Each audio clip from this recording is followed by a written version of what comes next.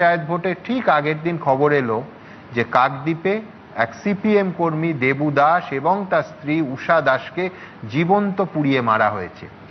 তারপর শুরু হলো সেই অপরাধ ধামাচাপা দিতে রাষ্ট্রশক্তির একটার পর একটা নির্জলা মিথ্যে। রাজ্যের প্রাক্তন মন্ত্রী তৃণমূলের মন্টুরাম পাখিরা এবং রাজ্য পুলিশের তৎকালীন শীর্ষ কর্তারা একসঙ্গে মিথ্যে বলতে শুরু করলেন যে শর্ট সার্কিটের কারণে দুর্ঘটনাবশত আগুন লেগে ওই দম্পতির নাকি মৃত্যু হয়েছে। সেদিনই এবিপি আনন্দে আমরা দেখিয়েছিলাম স্থানীয় মানুষ একেবারে প্রমাণ সহ বলেছিলেন যে ঝড় বৃষ্টির কারণে কাকদ্বীপের ওই গোটা এলাকায় ওই রাতে বিদ্যুৎ সংযোগটাই ছিল না। শেষ পর্যন্ত অবশ্য এই পাপ ধামাচাপা দেয়া যায়নি। ঘটনার 5 বছর পর আরেকটা পঞ্চায়েত ভোটের আগে কলকাতা হাইকোর্টের নির্দেশে এই নৃশংস খুনের একেবারে তদন্ত শুরু হয় এবং সেই এসআইটি তৈরি করা হয়, যদিও সেই এসআইটি তৈরি নিয়েও ব্যাপক টালবাহানা হয়। কিন্তু আমার সামনে যে লড়াকু ছেলেটা বসে আছে সেই দীপঙ্কর দাস, কাকদ্বীপের সেই নিহত দম্পতির একমাত্র পুত্র, যে অনেক লড়াই করে আজকে বাবা মার মৃত্যুর পর আইনজীবী হয়েছে শুধুমাত্র বাবা মার খুনের বিচারটুকু পেতে। দীপঙ্কর আজ ব্যস্ত আইনজীবী। আজ থেকে প্রায় 3.5 বছর আগে স্টুডিওতে আমার অনুষ্ঠানে এসে দীপঙ্কর আমার সামনে বসে যখন বলেছিল কোট আনকোট যে দাদা ভোট আসে ভোট যায় কিন্তু কত মানুষ হারিয়ে যায়, যেমন আমার মা আর বাবা হারিয়ে গেছে, এই নির্বাচনের কি মূল্য আছে? বিশ্বাস করুন সেদিন ওকে কোনো জবাব দিতে পারিনি। আজ ওর কাছ থেকে জেনে নেব এই নতুন সরকারের কাছে ওর কি প্রত্যাশা। দীপঙ্কর, আজকে যখন আসছিলাম আমি এবিপি আনন্দের শোতে, তখন দেখছিলাম যে বাইরে প্রচণ্ড বৃষ্টি এবং ঝড় হচ্ছে। ঠিক এমন একটি দিনে আজ থেকে 2018 সালে পঞ্চায়েত ইলেকশনের ঠিক আগের দিন রাতে এই এখন যখন আমি মাইক নিয়ে কথা বলছি, ঠিক এই সময় আমার মায়ের লাস্ট ফোন কল এসেছিল। মার ওপাশ থেকে বলেছিল যে বাবা কালকের ইলেকশন আছে, ঠিকভাবে আসিস, ভালোভাবে আসিস। সেই লাস্ট ফোন কল মার সঙ্গে বেশি কথা বলতে পারিনি। কেবলমাত্র আমি ক্যাটারিংয়ে কাজ করতাম, ঠিকভাবে কথাও বলতে পারলাম না। আমি বললাম মা আমি এখন রাখছি, পরে কথা বলছি। সেই দিন রাতে 13ই মে, দিনটা ছিল রবিবার। ঠিক আজকে যেমন ঠান্ডা ঠান্ডা ওয়েদার, আমিও আমার মার জন্যে ঠিক আইসক্রিম আর মিষ্টি নিয়ে যাচ্ছিলাম কাকদ্বীপে। আমি সাইকেল চালিয়ে যখন বুদাখালী গ্রামের মধ্যে থেকে যাচ্ছি, সেদিনকার গোটা গ্রামে কোনো কারেন্ট ছিল না।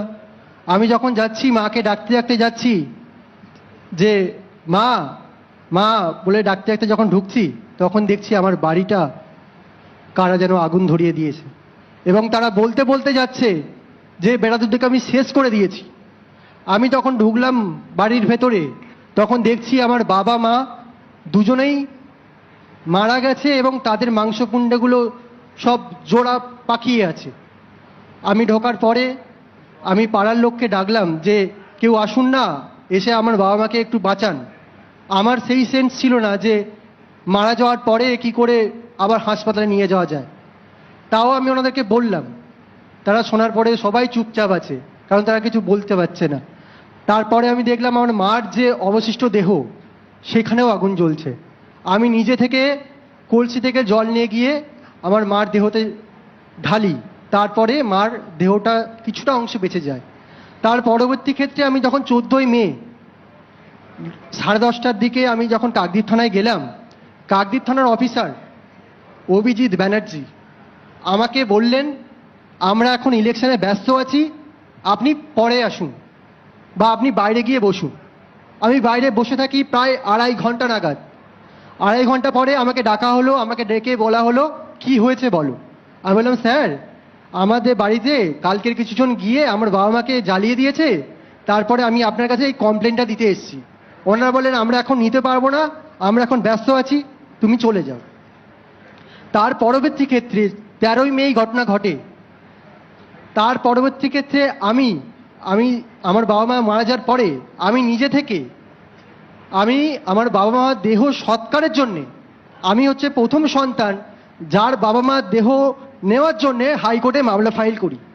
তৎকালীন অনারেবল জাস্টিস তীর্থঙ্কর ঘোষ, তপব্রত চক্রবর্তী, তিনি আমার বাবা মার দেহ ফিরিয়ে দেওয়ার ব্যবস্থা করেন এবং তাতে সম্পূর্ণভাবে যাতে হয় তার ব্যবস্থা করে দেন উনি।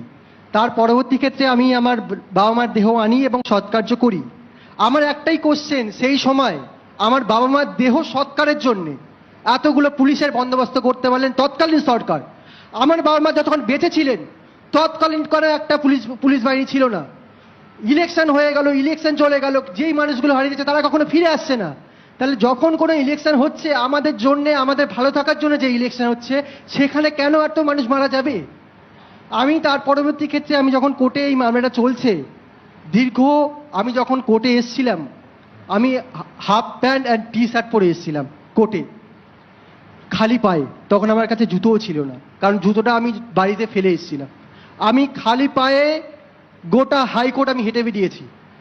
আর তারপরে আমি যখন 2023 সালে আমি নিজে অ্যাডভোকেট হলাম, তার পরবর্তী ক্ষেত্রে যখন এই মামলাটা উঠল, অনারেবল জাস্টিস রাজশেখর মান্ত্রার বেঞ্চে তিনি যখন দেখছেন যে কি ইনভেস্টিগেশন হয়েছে, তখন তিনি দেখছেন যে কিভাবে পুলিশ ইনভেস্টিগেশন করে। সেখানে আমার যে কমপ্লেন, লেটার অফ কমপ্লেন, আমি যেখানে কমপ্লেনটা করেছি, সেখানে তৎকালীন সুন্দরবনের পুলিশ এসপি উনি কোড আনকোড এরকমভাবে করে দিচ্ছেন, প্রথমে এফএসএল করবে, তারপরে পোস্টমর্টম করবে, যদি কোনো ফাউল প্লের দিকে ইঙ্গিত হয় তবেই তুমি এফআইআরটা গ্রহণ করবে। এবং আমি 14ই মেতে কমপ্লেনটা জমা দিয়েছি। আমি যখন 17ই মেতে আমি হাইকোর্টে মামলা করলাম, সেই দিনেই পুলিশ এফআইআর গ্রহণ করে। আমি দীর্ঘ 5 বছর পরে যখন 2023 সালে আমি যে অর্ডারটা পেলাম, যে ইনভেস্টিগেশন পুলিশ করেছে সেটা ঠিক মতো হয়নি, সেই জন্য অনারেবল জাস্টিস তিনি এটা ফার্দার ইনভেস্টিগেশনে দেন। আমি সেটা মাথা পেতে নিই, কারণ একজন ভিকটিম হিসেবে আমি জানি একজন বাবা মা বা যাদের প্রিয়জনরা হারিয়ে যায় তারা কি ব্যথা নিয়ে কোর্টে আসে, কোর্টে পৌঁছয়। আমি আজ পর্যন্ত বাড়িতে যাই, সকালে যাই, বিকেলে চলে আসি, আমি থাকতে পারি না। কিন্তু যারা এই ঘটনার সঙ্গে প্রত্যক্ষ যুক্ত তারা এখনো বহাল তবিয়ায় ঘুরে বেড়াচ্ছে। যে বিদ্যুৎ হালদার, যারা প্রত্যক্ষভাবে যেখানে জড়িত তারা এখনো গ্রামে বসবাস করছে। তৎকালীন শাসক দল তারা প্রত্যক্ষভাবে মদত দিয়ে গেছে। অভিজিৎ ব্যানার্জি যিনি আমার মামলা ওসি ছিলেন, তিনি তাদের সঙ্গে দেখা করতে গেছেন। একদম দীপঙ্কর, সেই জন্য আমরা বলি যে শুধু নেতা নয়, দলদাস পুলিশ এই যে কটা ঘটনার সঙ্গে যুক্ত আছে তাদেরও সমানভাবে শাস্তি প্রয়োজন, সমানভাবে। একদমই। তার কারণ এটা পুরো একটা